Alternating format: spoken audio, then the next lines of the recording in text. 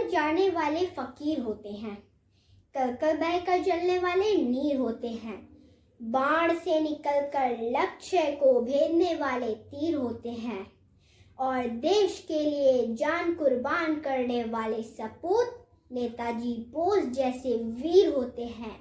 नमस्कार, मैं सृष्टि गुप्ता आप सभी को नेताजी सुभाष चंद्र बोस जी के जीवन परिचय का सूक्ष्म व्यक्तित्व बताने जा रही हूँ। बिना त्याग करे कोई पीर नहीं होता, बिना युद्ध लड़े कोई वीर नहीं होता। यह तो हजारों वर्षों की तपस्या का फल है कि कोई ऐसे ही नेताजी बोस जैसे वीर नहीं होता। संभ्रांत परिवार में जन्मे नेताजी बचपन से ही अंग्रेजी दास्ता के विरोधी रहे हैं। वे शिक्षा में मेधावी और वीरता से परिपूर्ण नेताजी सिविल सर्विसेज की परीक्षा में उच्च अंकों के साथ उत्तीर्ण करने के बाद भी त्यागपत्र दे दिया था, क्योंकि वे अंग्रेजी सरकार की नहीं, भारत माता की सेवा करना चाहते थे।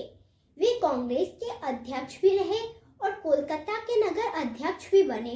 कांग्रेस और गांधी जी के सुझाए हुए अहिंसा के पथ को अपर्याप्त मानते हुए सहस्त्र क्रांति के पथ पर आगे बढ़े और उन्होंने आजाद हिंद फौज का गठन किया। यह उनकी ओजस्वी वाणी का ही प्रताप था कि तुम मुझे खून दो, मैं तुम्हें आजादी दूंगा के उद्घोष को सुनकर लाखों भारतीयों ने अपना सब कुछ देश के लिए न्यौछावर कर दिया। नेताजी का मानना था कि आजादी मांगकर नहीं, छीन कर ली जाती है। एक बार जब किसी ने उनसे पूछा, नेताजी आपने तो अपना सब कुछ त्याग कर दिया, अब आप आजादी की लड़ाई कैसे लड़ेंगे? तब नेताजी ने कहा, माना मेरा घर छोड़ गया, माना मेरा परिवार छूट गया, माना मेरा धन वैभव छूट गया, लेकिन जब तक मुझ में हिम्मत है, जब तक मुझ में शक्ति है, जब तक मेरी एक सांस बाकी है, तब तक ये सुभाष लड़ता रहेगा तथा अपने देश एवं देशवासियों के लिए, भारत माता के लिए सुभाष लड़ता रहेगा, लड़ता रहेगा। यह उनके मानवीय मूल्य का प्रमाण है कि आजाद हिंद फौज में शामिल सिपाहियों ने अंग्रेजी सेना में शामिल एक भी भारतीय पर गोली नहीं चलाई। नेताजी का मानना था कि हमारी लड़ाई अंग्रेजों से नहीं, बल्कि उनकी गुलाम बनाने वाली मानसिकता से है। 18 अगस्त 1945 को उनका विमान दुर्घटनाग्रस्त हुआ था, परंतु इसकी जानकारी हमें 23 अगस्त 1945 को मिली। सुभाष चंद्र बोस की मौत काफी रहस्यमय है। उनके मौत का रहस्य जैसा भी हो, लेकिन वो ऐसे व्यक्ति थे जिन्होंने जन जन के जीवन को सार्थक बनाया। उनका देहांत हुआ है, परंतु उनके प्रति हमारे स्नेह का अंत नहीं हुआ। बेशक उनका देहांत हुआ है, पर उनके विचारों व उनकी सोच का नहीं। वे भारत को ऊंचाई के शिखर तक ले जाना चाहते थे। उनका उद्देश्य भारत को विश्व गुरु बनाना था।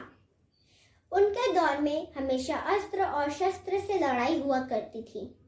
वे सदैव औद्योगिकरण को प्राथमिकता देते थे। वे हमेशा यही सोचा करते थे कि मैं कैसे मुद्रा बनाऊंगा, कैसे सिक्के बनाऊंगा, कैसे हमारा देश राष्ट्रवाद की ओर अग्रसर होगा, हमारी अर्थव्यवस्था कैसे आगे बढ़ेगी। वे बहुत दूरदर्शी थे, परंतु आज लड़ाई अस्त्र शस्त्र की नहीं है। आज लड़ाई बाजार में हिस्सेदारी की है। हमें बोस जी के नक्शे कदम पर चलकर सीखना होगा कि हम अपने व्यवसाय को कैसे विस्तृत करें। हम अपने व्यवसाय को, अपने विचारों को, अपनी संपदा को बढ़ाकर दुनिया भर में कैसे लेकर जाएं और दूसरे देश के व्यापार को भारत में वैश्विक राजस्व के द्वारा लाकर नेताजी सुभाष चंद्र बोस जी के अनुसार अपने देश को विश्व गुरु बनाएं। अब मैं अपनी बातों को विराम उनके कुछ शब्दों के साथ करना चाहूंगी। सिर्फ सोचने से बदलाव नहीं आता, सिर्फ सोचने से बदलाव नहीं आता। बदलाव के लिए अपने रक्त एवं हौसलों से कर्म करना पड़ता है। कायरो को हक नहीं कि वे आज़ादी के सपने देखे। कायरो को हक नहीं कि वे आज़ादी के सपने देखे। यह तो वीरों की जागीर है जो दुश्मनों के हौसले को अपने आगे झुकता हुआ देखे। धन्यवाद। जय हिंद।